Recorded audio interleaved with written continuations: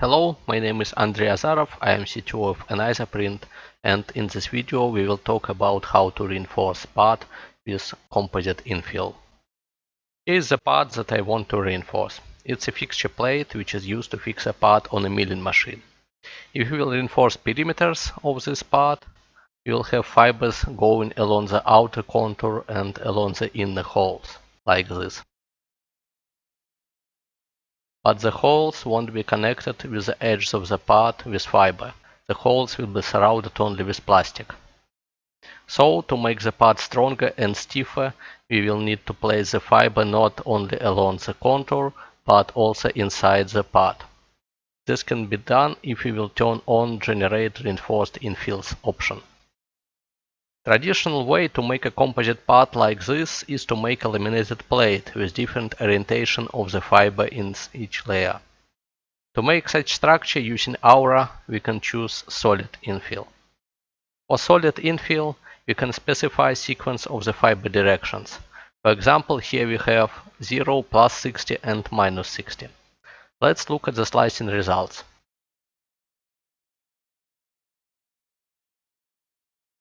According to specified angles, in the first layer fiber will go along x-axis. On the second layer, the angle between fiber directions and x-axis will be 60 degrees. And in the third layer, it will be minus 60. For the next layer, it will be again 0, then plus 60, then minus 60, and so on. Now the fibers will be able to transfer the load from the holes to the edges of the part. But if we will look at the material consumptions, we will see that we will need more than 700 meters of fibers to make this part. That's a lot, and the part is going to be very expensive.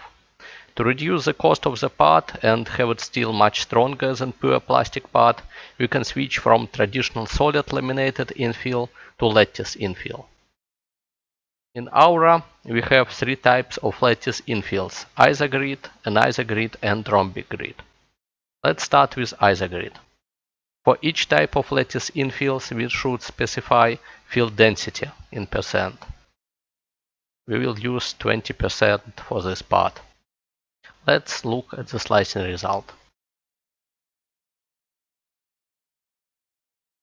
Isogrid infill is a triangular infill which is formed by equilateral triangles.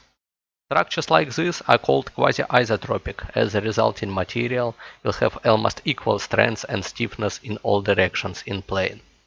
This is an universal type of infill, which you can use if you don't know exactly how the loads are distributed on the part. If you know the loads directions, you can go to anisogrid infill. With this type of infill, you can choose the direction of lattice structure. It's called guide angle.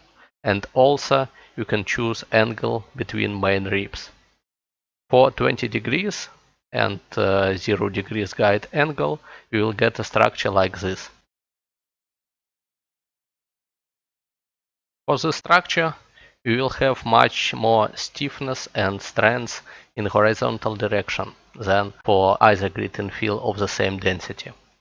Of course, we will have less strength in vertical direction, but if you know that the load is mostly horizontal, it will make sense.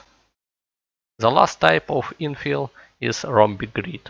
For rhombic grid, we can choose angles of two ribs.